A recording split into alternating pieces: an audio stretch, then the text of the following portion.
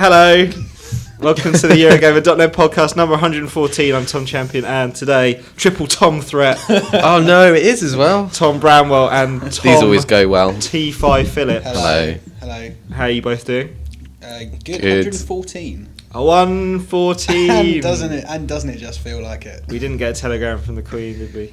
No, she goes for 100. No. Yeah, fine. So I think years. If we make this last 100 years, then... Oh, wow. Imagine. I can't even begin to imagine a horrific 100-year Eurogamer podcast. Anyway. It'll basically be the same. It'll be loads of people saying, can you bring back Sandy Isle games? When you say loads, you mean one guy. Yes, we're going to be talking about E3, because it's E3 next week. Yes. We're all suitably pumped for that, are we? Looking forward to that? Are we psyched? Yeah, I can't wait to stay up till 2 a.m. to see Sony talk about Vita. A wicked boss time. It is worth pointing out that none of the people in this room are actually going to E3. No, because we're patriots and we like the Queen's Jubilee. We're reigning here. We like it so much that we're going to work both the bank holidays. Yes. Out of respect. British spirit.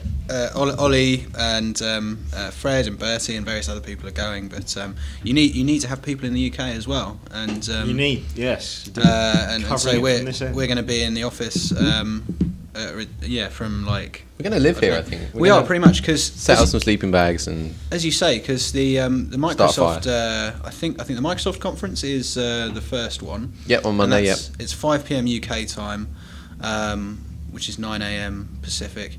But then Sony, in their infinite wisdom, have decided to have theirs in the evening. Doesn't it always take like 5 hours? Yes, Sony's conference actually has been going on from last year until just a couple of hours ago. And now they finished that, they're going to roll back around and do another one. And yeah, it will be 2 a.m. UK time or 6 p.m. the previous day Pacific. So yeah, if you want to join us at 2 a.m. on Tuesday morning next week, go for it. It should be amazing, electrifying. We'll be live blogging it, won't we? Oh yeah, we will. Guys in the States will. We'll be sitting there trying to sound enthusiastic about whatever announcements there are. Not because of disrespect for Sony, it should be noted, but because it will be 2 a.m. in the morning. Yeah. Kebabs though, that's an option. Kebabs. And God knows what the tramps outside the office will be up to at 2 a.m. Well, that'll be exciting. Can't wait to find out. Live blog some of that as well. Tramp watch. This is the new Crest watch. Yeah.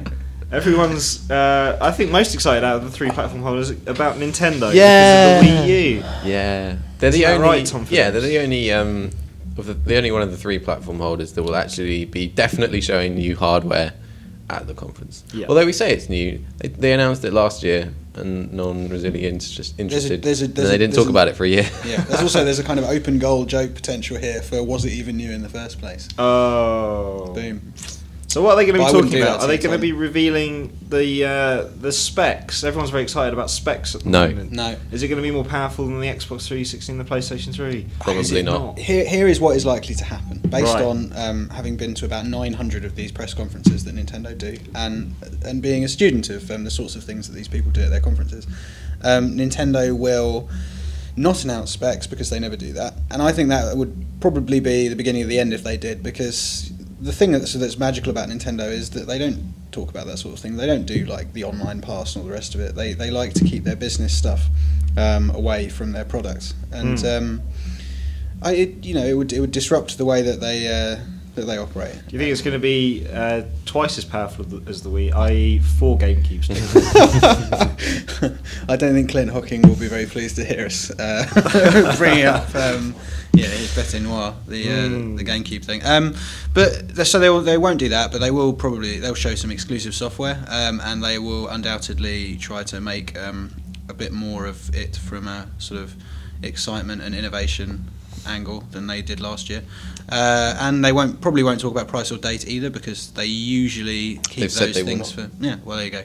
They usually keep those things for separate occasions anyway. So it's going to be all about the games with them, presumably. What are we expecting? Pikmin. So Pikmin has been in development for about 4 or 5 years. It was going to be on the Wii. It's been pushed to the Wii U, and presumably it's going to be out pretty soon. If it's been in development that long, you would think so. You often have a Mario game to launch with the system. I don't know if they're going to do that, because they're doing there's a Mario team working on a 3DS game right now. They've got that weird Super Mario Brothers Me thing they showed off last year. I can imagine that's some kind of pack-in software. Right. Just kind of, something that comes with the system that shows off what the tablet can do. Like Wii Sports came with the Wii to show you what you can do with the Wii remote. Same sort of thing. Well, are there any sports that you can play holding basically the lid of a dustbin? Or, I don't know. But you've got to imagine that anything they pack in will do its best to amplify the qualities of the little handheld gizmo. Yeah, I imagine they'll have something packed in. That Mario game's probably a good shout. They've also got a couple of their sort of second-party teams working on stuff. The Metroid Prime Studio Retro has something coming out for the Wii U this year, and it's almost certainly going to be a new Metroid game, because you would be able to hold the tablet up to the screen, and scan. So I imagine that would be amazing. I can't believe that's a thing that we're excited about. What, a new Metroid game? That's the Metroid. Well, the Metroid game, on, but specifically stuff like you can hold up the tablet to scan stuff. That doesn't seem to me. Doesn't sound exciting. No. I think you're overlooking some of the great uses of that kind of technology throughout history, such as the PSP being used as a wing mirror in Gran Turismo 5. No? Brilliant. And obviously, with the last time Nintendo used this kind of asymmetrical play and controller setup with the GameCube and Game Boy Advance hookup cable, it was a roaring success. Yeah, I mean, all the tingle stuff in Wind Waker. I've never stopped using my Game Boy Advance GameCube hookup to get on that extra island in Animal Crossing or wherever it was. It's legendary stuff. It's a technology they've been working on for so long, and like no one wanted to have a Game Boy Advance and then buy a stupid cable to plug it into the GameCube. That was just ridiculous. But you've got it all in one box, and they've been working on it a while. It's like the DS, They've managed to create a whole load of things with two screens. It is like the DS. I hadn't thought of this. Yeah. No. Are we going to see Reggie? Because Reggie's my favourite. Of course he'll be there. He's gonna get on stage and he's gonna pull an entire Wii U bass unit and thing out of the breast pocket of his jacket. It's gonna be amazing. It's just gonna be like a sort of Mary Poppins style thing, and he's gonna pull out a coat hanger and all sorts. I love a coat Reggie. hanger, a coat rack. Shigeru Miyamoto, Eiji Aonuma. That would be amazing if throughout the whole of the presentation it was just Reggie pulling stuff out of pockets in his jacket, and it was like releasing doves from his sleeves and stuff. It's my P45. Yeah, I do love Reggie. I don't know, it's just something about that man's face, man, and his boundless enthusiasm. I'll always remember his first E3 when he came onto the stage and none of us really knew who he was, and he just started talking like Duke Nukem, and we were like, who is this guy? This is brilliant. My name is Reggie. I'm about kicking ass. I'm about taking names. Yeah, and something about bubblegum, but he didn't seem to have any bubblegum, and that brought the house to the crowd to its feet. All out of gum, which is difficult in an audience of Nintendo fans at E3. I think they're the most exciting out of all the three press conferences usually, because you never quite know what's going to happen. But it's the least businessy. I mean, there is business stuff to be done, but it's always the more. I suppose it's become a bit more businessy over the years, but there's usually more sort of game focus and. It's also interesting and seeing little magical moments, And they always have one fail every year, like the Wii Music. DJ guy. Wii Music. There was. I remember an absolutely torturous demonstration of. I think it was Skyward Sword actually. That was last year where it didn't work on stage. And Twiglet Princess with the bow and arrow or whatever it was. Do you remember Pac-Man, the 4-player Pac-Man thing? God, yeah, I loved that thing. Pac-Man Versus.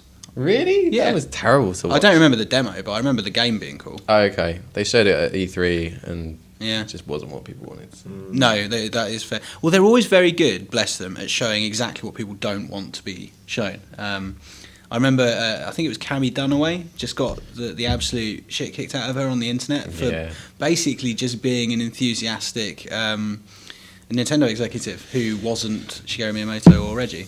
Yeah. It's like, and also being a woman, which obviously is very unacceptable to a lot of gamers even now. But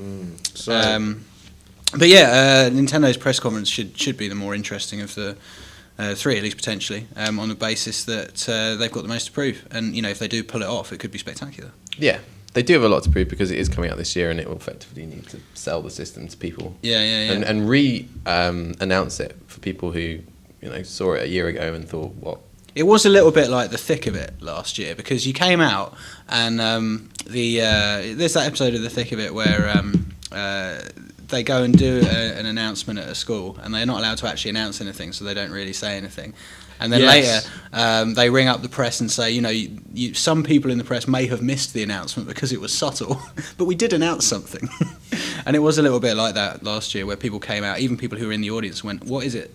Is it a handheld? Is it a console? Is it an add-on for an existing console?" Yeah, I thought it was pretty obvious in the audience from where I was sitting, because you could see that the base unit looked quite different. It was curvier and stuff, but I can understand why people found it confusing. Watching on the streams, you didn't see the base unit at all. Right. So everyone thought it was just an add-on for the Wii. It was quite confusing.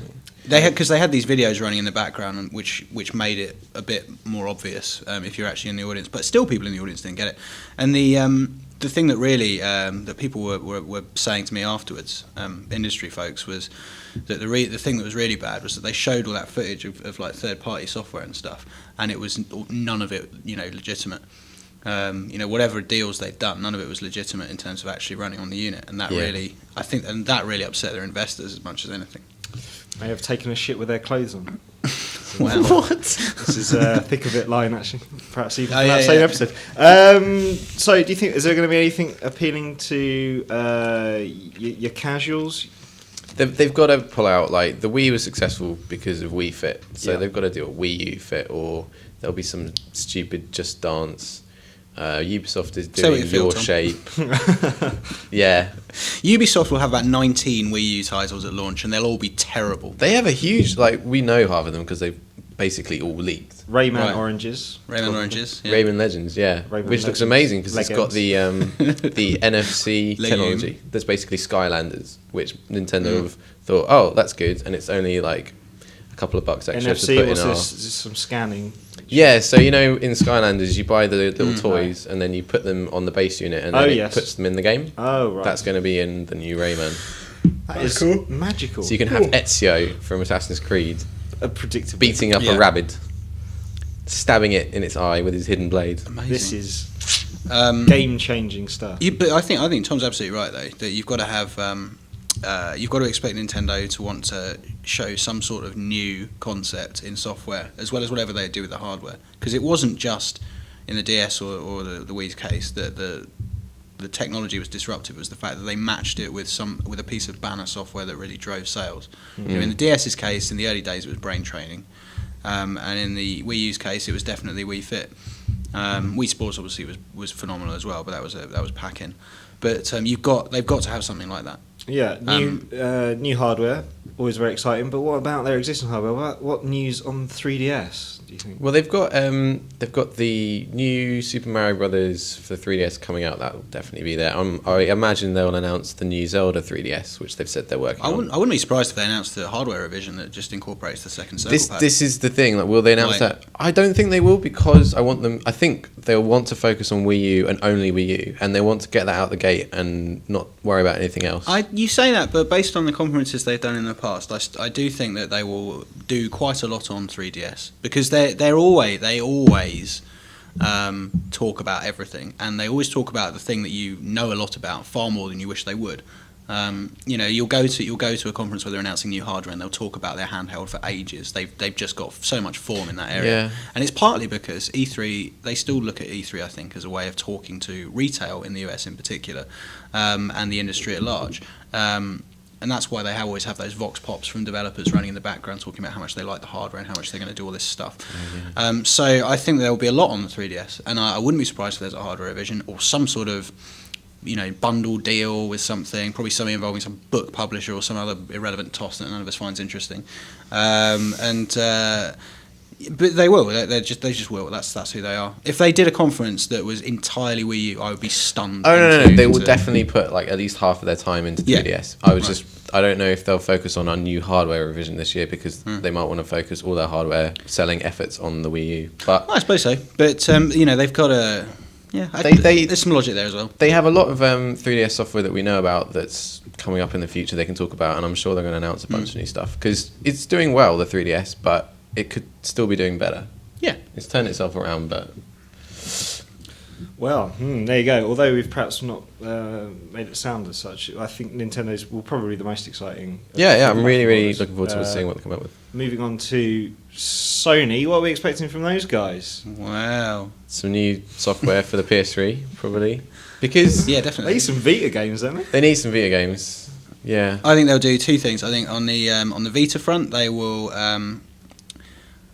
I really think they should, or I don't know whether they will, announce something to do with either Call of Duty and or FIFA, because I still think those are the golden tickets for them if they can pull it off. Like if they can get Call of Duty day and date on Vita, and the multiplayer, or at least they just interact in some way, that it's Call of Duty on the go and you can play it online and all that. Yeah. That could be a really big deal. And I think the same's true for FIFA. The first FIFA on Vita was I think one of the, if not the biggest selling of the launch titles, and that was based on the previous year's code. So bring it up to date.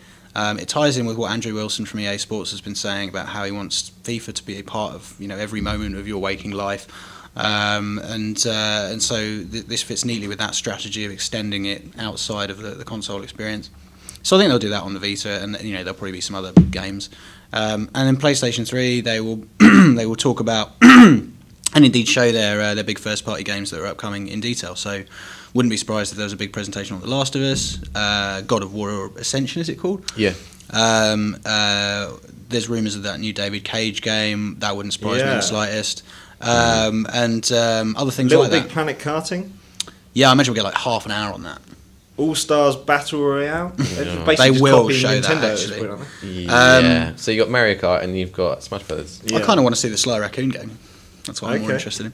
And then, future-looking stuff, they might mention PlayStation 4, but I doubt they would put it into those sorts of terms. Put it to you, Tom Bramwell. There's been a lot of rumours about a hookup between Well, yeah, that is the next thing I was gonna- PlayStation and Gaikai, Gaikai. probably. Yeah, makes a lot of sense. Wouldn't be surprised if we hear about it. Is that something we'd see on PlayStation 4 or on Vita or on both? Or Don't know, really. I mean, there's talk about how the way that Vita acts as a remote play device for PlayStation 3 suggests that they've already got some of the sort of technological difficulties dealt with internally, and it's a natural fit. They've got to want to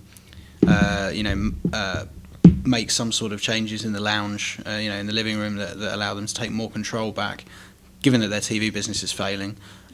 So stuff like that that can help them make more out of the software that they have, that they spend millions and millions on, would be very good. Maybe not for us. Maybe it's not the sort of thing that we'd want to use to sort of play PlayStation 3 games, but to a lot of people, especially as like a trial service and that sort of thing, it could make a lot of sense for them. And obviously doing it now is better than trying to do it from day one with PlayStation 4 and it not working, because you're going to need time to spin up all your plates. Yeah. I don't know why I was laughing. Well, I'm a funny guy, Tom. You are. Yeah. Anything else you can forward to? Dust 514 maybe? Wow. You guys are pumped I was about that Eve FPS crossover. You need John Bedford here, really. Yeah, I know. I think it's interesting. No, I don't. I just don't. It's like the Venn diagram of things I don't care about. It's EVE Online. It's a brown first person shooter, and it's a PlayStation 3 online only game, and it's some sort of free to play bollocks and like teams and stuff. I like multiplayer FPS games, but I've chosen the ones I like already, and I'll just keep playing those. So thanks, but no thanks. Fair enough. The interaction between it and Eve not of interest to you. Eve if you don't like Eve. Eve has always been a game that I prefer to read about rather than play. It is a fascinating read. Yeah, but no, good luck to them. All the best. Is there anything you're interested in about Sony at E3, Tom? Well, Champion. I'm quite interested in this whole Gaikai thing. It would be interesting to see exactly what that is. Yeah. See how that shakes out. What about The Last of Us? Is that a game that's tickled your fancy? This has tickled my my D-Dod. No. Really? I think it looks amazing. Yeah. I think it's a shame they got rid of the Dead Island the Ellen trailer. Page lookalike. But were you particularly upset about that? Is that because they were probably going to get sued? well, who can say? But the idea of controlling Ellen Page in a video game attracts me a lot. So I don't think it's the sort of video game that they're making that interests you on that level, though, is it? You filthy young man. your ideal game is like Milo, but with Ellen Page. Is that why you're cultivating the post-apocalyptic beard? So that you can be more like the Viggo Mortensen rip-off in The Last of Us and be attracted to Ellen Page lookalikes. Is that what he's supposed to be, Viggo Mortensen? I don't know, but to me that was the first thing I thought when I saw the original trailer. Anyway, they do have this kind of track record of like in Uncharted 3. There's the villainess Helen Mirren, who looks like Helen Mirren. That's what everyone thought it was. Anyway, Yeah, and she had a sidekick who looked a bit like Jason Statham. Yeah, yeah. So. I think the idea of Naughty Dog applying the incredible sort of performance capture technology and environmental work that they've done with the Uncharted series into a new location and a new setting and new characters is just brilliant. I mean, who doesn't want those guys to make more games? Like, I think this was always the thing with Uncharted 3. Yes, it's become a bit stage managed, and the gameplay is repetitive. But God, don't stop making these unbelievable worlds and telling these compelling stories in them. Just give us new ways to enjoy them.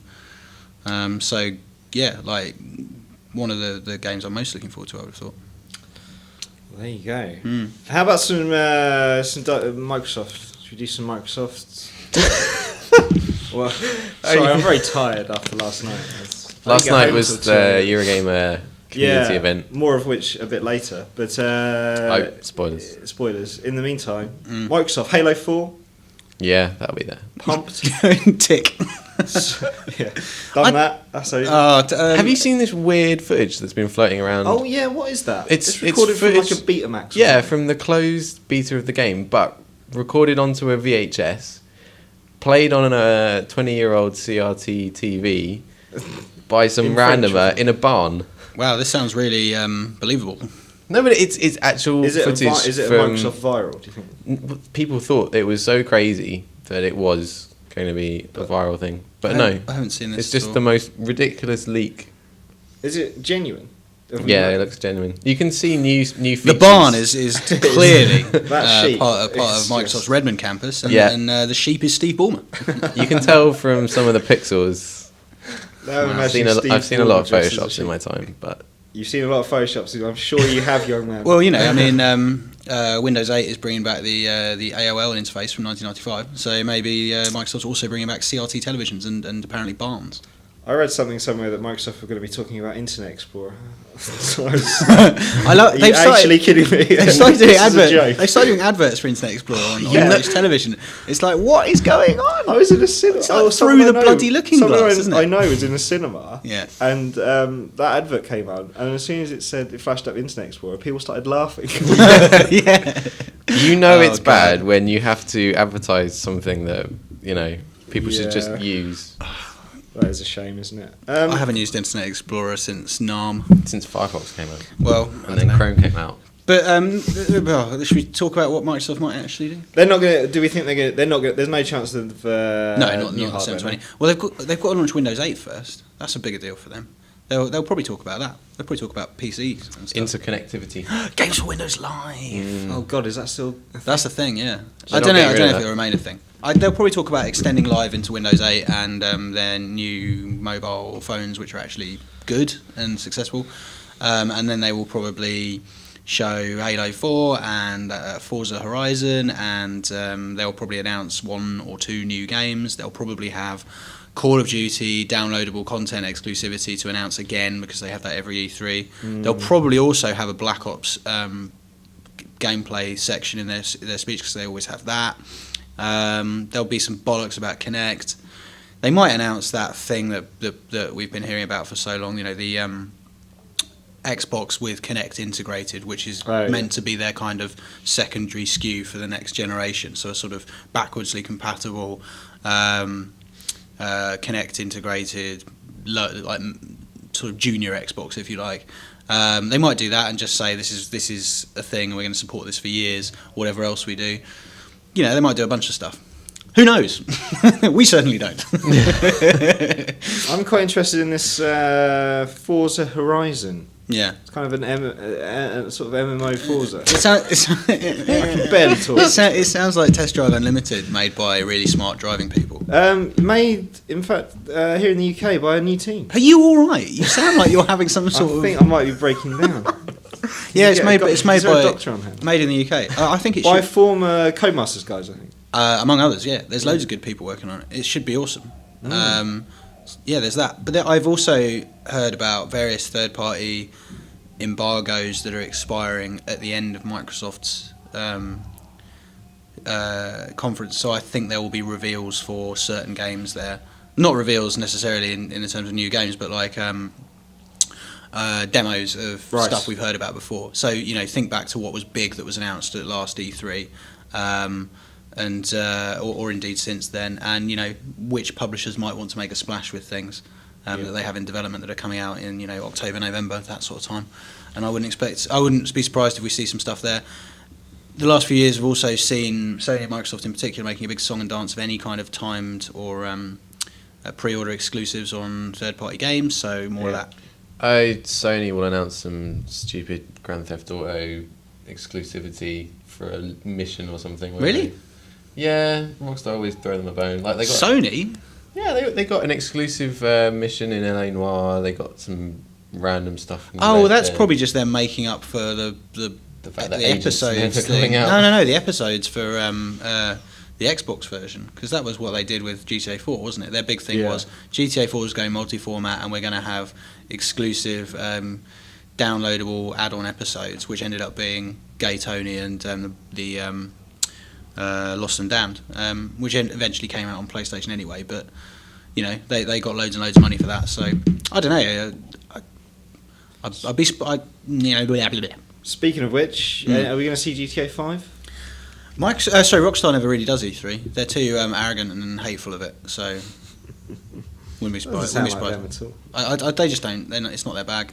No. So I wouldn't be surprised if they just skipped it. It wasn't at last year's E3. I mean, I know it wasn't announced then, but the most they would do at E3, in my experience, is have a big stand that is completely closed off. That retail. They don't let anyone in. Well, yeah, exactly. Senior. It's just one bloke sat in a chair in the middle of it. No, there's they have like senior retail folks in to see stuff in development, but I've never experienced them inviting the common everyday press, and certainly not random show floor people to see their games at E3. They always do it under very controlled conditions at their own offices.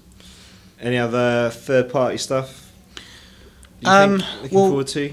Ubisoft usually has a hilarious conference, so I'm kind of excited to see what kind of craziness will happen there. We've had all sorts of stuff from there. We've had Nerf gun fights, rabbits pooing, Michael Jackson. So yeah, he might not be back. That would be in poor taste, I would have thought, given that he literally died in that town. Yeah. What else? EA will probably announce something that came out 2 years ago with a slightly higher number on it. Mirror's Edge 2? I doubt we'll ever see that. The dream lives on. They could do it. They could do a Mirror's Edge mirror version where they take the original game and just mirror it, and it's like a sort of side game. Bad Company 3? Sell that for a DLC. I don't know, actually. I think they're still trying to make a meal out of DLC for Battlefield, aren't they? Oh, for Battlefield, yes. Yeah, well, they've got a huge year-long DLC plan for Battlefield. Wouldn't be surprised if they did a Vietnam-style expansion for because they did Bad Company 2 Vietnam, didn't they? I wouldn't be surprised if they did a sort of a more major expansion. But I don't know if they'd announced that. No, it's too soon. They're going to be focused on Medal of Honor Warfighter. Oh yeah. What have they got against Worf? I hate that stuff. Do you want to do some reader questions quickly? We haven't really talked about the PC. That's the other thing. Okay. What have we got? I don't know. Nothing. Elder Scrolls Online? Oh yeah, Elder Scrolls Online. Yeah, that'll be there. That's pretty hot. They are showing that to the press. I know that much. 5 years in development. Looks good. Probably. I'd imagine. It's not going to be shit, is it? Well, yeah, you never know. Well, it might be shit. I doubt it will be. But no, can't be. It'll be lovely. No. We haven't really talked about Bethesda, have we? Well, they haven't got a lot on this year. They're not showing Dishonored? They're not showing Doom 4, so so no one cares anymore. Well, I don't care anymore. Dishonored will be there. Yeah, because that's out pretty September. Yeah, something like that, isn't it? Because Yes. It's September, October, because they sort of announced it about 10 seconds after Bioshock Infinite slipped. And it was like, oh my god, we must hit this day. Yeah. Open goal. The new Skyrim DLC. Oh yeah. Do we know what it's called? Yeah. Do we officially under no embargo? Yeah, I'm pretty sure they've announced it. I can't remember it, so I'm not going to say it. Oh Anyway. no, it was the thing about the snow elves or something, wasn't it? Probably. It got leaked. Yeah, it's something about snow elves. Right, great. That's what you need. I still haven't finished Skyrim. Elves up a mountain. Can they patch in some better dialogue? Then I'll play it again. No. Okay, never mind. That is Valve. Valve. Oh, good question, James. Producer James. No, they're not. No chance, They've told the press that they're not doing anything except Counter-Strike Global Offensive at E3. Is that not out yet? I don't know. You can play the beta. It's basically. That was at the Expo last year. Yeah, it was at the Expo. Yeah. Actually, yeah. Thanks for your support, Valve. Cheers, Chet. Yeah. I think they'll just be demoing that. All those rumours about the Steam box and whatever, I may well be true, but I don't think they'll come into fruition anytime soon. Box. So expect an announcement of that then. Stick your money on at the bookies. That is a nail. Well, there's always this background rumour that we're going to get Half-Life 3, but I think if we were going to get that at E3, it would have started leaking by now, because they're still old school enough to do mag covers. So I would expect the first sight of Half-Life 3, a bit like Half-Life 2 actually, to be the leaked scans or whatever. Old school. Just Gaber says it won't be though. Repeatedly. But people still have hope. Yeah. Mm. I just, after reading the Valve employee handbook, which says that you work at Valve, you're supposed to go and devote yourself to whatever would be the most useful use of your time. And I thought it's a really good. Is there seriously nobody there who thinks it might be a good idea to make Half-Life 3? You get to the office and you go, what shall I do today? No mats for Team Fortress 2. That's the most important thing. No. Anyway. No. Oh God, really? We should do some reader questions quickly. Yeah. We've partially answered this one, but Luke Harmer says, do you believe Sony and Microsoft will announce new home consoles at E3 next week? I think we've already said no. I still think that Sony might talk about it in a broad way, but I don't think that... Just mentioning, and in the future, of course, we'll be continuing the PlayStation brand. I don't think that there will be anything specific. The retailers won't want it because they've got so much current gen stuff still to come out this year, beginning of next year. There's so many 2013 titles we know of. Yeah, I think it would be more likely to see a PlayStation 3 price cut than a PlayStation 4 announcement of any sort. Yeah. Do you think they'll release in 2013 or 14? Yes. 13. Okay. Ian Davis, what announcement are you most wanting to hear? Who's Ian Davis? Pikmin 3! You're most wanting to hear about Pikmin 3. I'm sorry, Ian Davis. I was doing a lousy joke based on the way that Tom said the question, where it made it sound like he was addressing somebody called Ian Davis. Obviously, I assume, anyway. Okay. Sorry, what was the question? It was about Pikmin 3? No.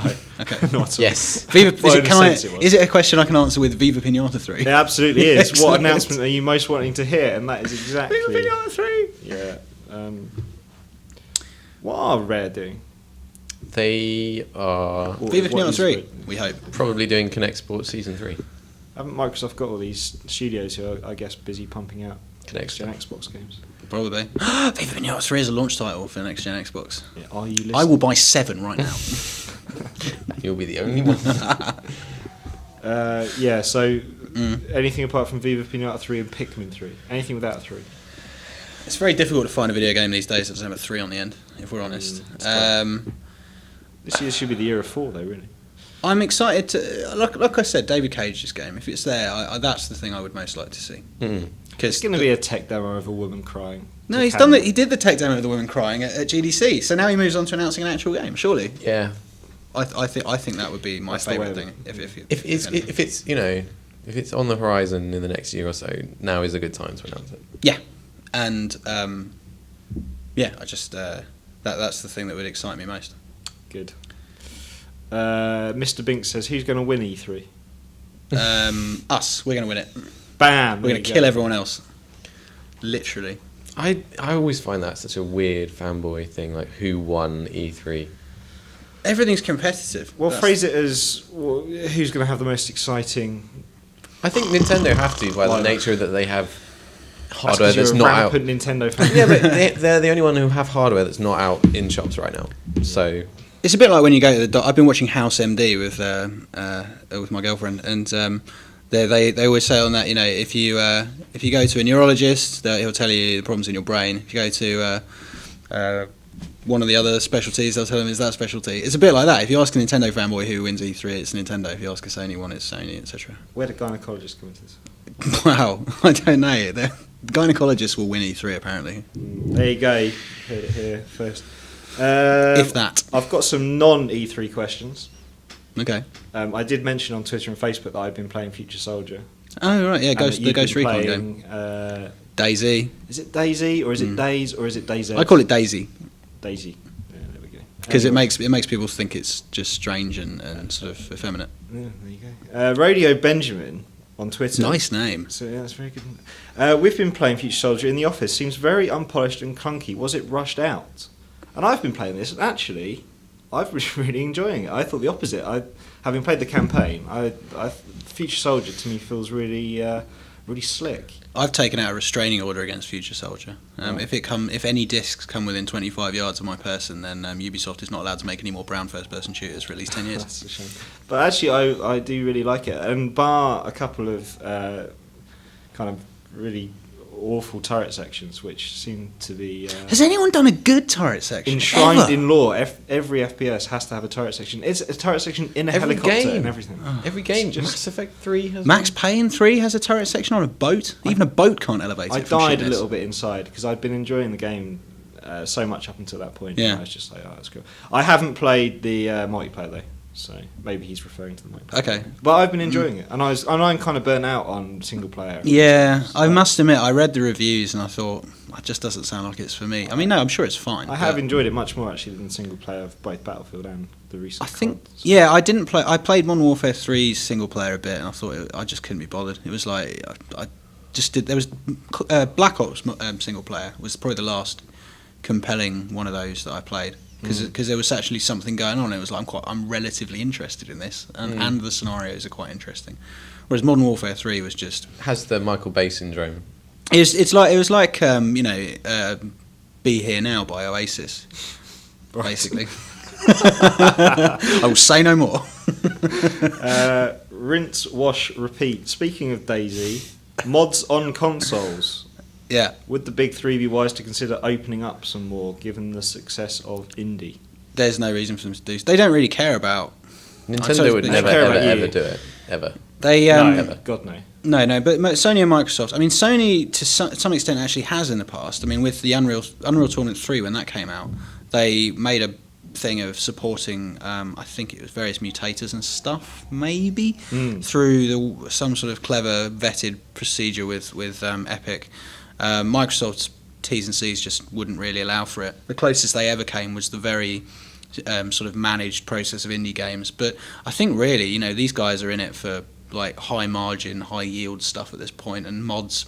Although there are some successful breakout ones, there's no formula to it. Yeah, right. And it, why would you give up the space that Netflix occupies for something you can't predict is actually going to be successful? Also, they're wherever the revenues are, they're going to be less. Generally, anyway, they're going to be a subset of whatever the revenues were for the game that sold in the first place. It's only very, very rare mods like DayZ that actually inspire people to purchase the game they're based on. Like, I would never really bother with Armed Assault 2, but I bought it to play DayZ. But there aren't a lot of mods for which that would be true. I guess you're almost getting none. back to stuff like Day of Defeat, maybe even. Yeah, and those end up becoming games, and those games make more than the mods did. So, no, I don't think it'll ever happen, really. For reals. Mike Smith, what's the most impressive indie game you have played recently and why? Fez, but Yeah, I don't it's know. kind of an obvious one, I isn't don't know. it? Yeah, and also to what extent can you call that indie compared Well, to? I mean, it is an indie game because it's although it's distributed Published by Microsoft, it's not published in the traditional sense. It's made by a couple of guys. I think that still qualifies.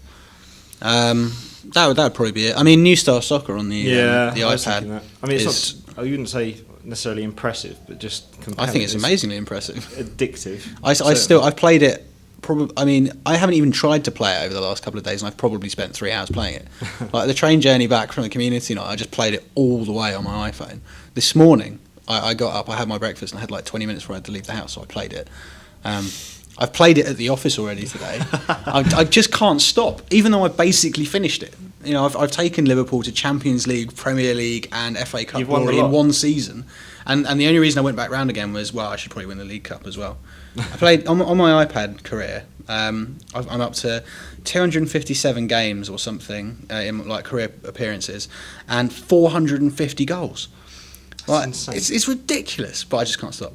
So there you go. New Star Soccer. Yeah, I've been playing it as well. It's very good and well worth 69p. Yeah, 69p is the most insane thing ever for that. I mean, the demo version. You start playing. James is sitting there playing it. You go through the arcade mode a bit, and then you play the first 10 matches of the career. And he could have had a fiver off me. Right. He had me within about sort of because there are you can purchase like extra energy and stuff in the game, but it never actually. I've never been in a position where I was like, oh, I really need to do this. No, I've never done it at all, and I've played it probably over a dozen hours now. Yeah. I played. I actually did buy the pitches add-on that lets you have different like pitches with snow and rain because I wanted to give him more money. I was like, I can't only have given you 69p. So I bought that as well. So yeah, it's not tremendous value for money, but it makes you feel a bit better. That's very good of you, mate. Phil Reed wants to know if the Game of Thrones game is worth buying. Oh, this is on my to-do list actually. I've got a copy of it, and I'm going to play it because I've read all of the books and I've watched all the TV shows. So you are, you're prime. Well, I really want to. Going to be any good? I don't think it needs to be really for me. I think what it needs to be is a reasonable facsimile of the Westeros that I read in the books, because it's an amazing place with incredible people in it. And as long as it's reasonably convincing, I'll have a lot of fun just wandering around and observing and being in it rather than just having to watch it or look into it. I think our review's going up tomorrow morning. Yes. Yeah, hopefully. Which is Wednesday. Yeah. But yeah, I think if you're asking if it's going to be a good game, I'll say it's probably going to be a middling one. Depends how much you like Game of Thrones. But if you really adore Game of Thrones, I mean, I want it on that basis, and I won't be deterred. And I will probably end up getting value for money out of it, even if I'm ultimately slightly disappointed. Good. Well, but I think people who are fans of that universe, to the degree to which most people are fans of it, it's a no-brainer anyway. Does it have Sean Bean in? No, it has two fictional new characters. Since you've asked me this question, one who is a member of the Night's Watch, and the other one is a hedge knight, I think. Hedge knight. He lives in a hedge. The hedge knight thing comes from so when a knight is no longer in service to a particular master, the thing is that he sort of sleeps under hedges, because he doesn't have a castle to live in, so they call him hedge knights. Does he box? What? Box hedge. Unbelievable. That is just about it. Before I go, I should say thank you to everyone who came along to the community night in London that was last night. awesome. That was lots of fun. It was very good fun. That's why I sound a bit croaky now. I got to bed at 2 a.m. Thanks particularly to Mike from Sega, who came along and smashed my face at FIFA. Yeah. That was humbling. Yeah. 6-0 and 4-2. Oh dear. 4-2 should have been about 4-4 actually. It was a stonewall penalty that I was denied. Oh dear. Anyway. Not that you care about this at all. Not at all. No. Not that you've remembered that. No. Brought it up. I don't know what you're talking about. Thank you to some of the people I spoke to, Mr. Sleep and Terminal Terror from the forum, the Bit Thirsty guys, all the Virtua Fighter community guys who came down, and Jules Lipton, who it turns out is the biggest podcast fan in the world. I don't think I met Jules. He has listened to every single podcast. Oh my in God. fact, he listened to the Venga Boys podcast 5 times. Wow. Which is insane. I think that's but credit to him. That's amazing. Thank you very much, Jules, for your commitment Respect. to this podcast, such as it is. And I think that's about it. Cool. Look out for some podcasts next week from E3. I think Ollie, Bertie, and whoever else is going out are going to be doing some podcasts. It's actually quite a special thing because it's being done in association with John Tatey and the Gameological Society. Oh, cool. fantastic! I believe that they are going under the working title of the Eurogamerological podcasts. No, that is brilliant. So we won't be on next week, but all the E3 guys will be. So look out for a few of those podcasts exciting next times. week. Should be good fun. And thank you for listening. Thanks to Tom Bramwell. It's been a pleasure. Phillips, as always. Myself. Sorry for rambling. Me, Tom Champion. We'll see you next time. Bye. Yes. Bye.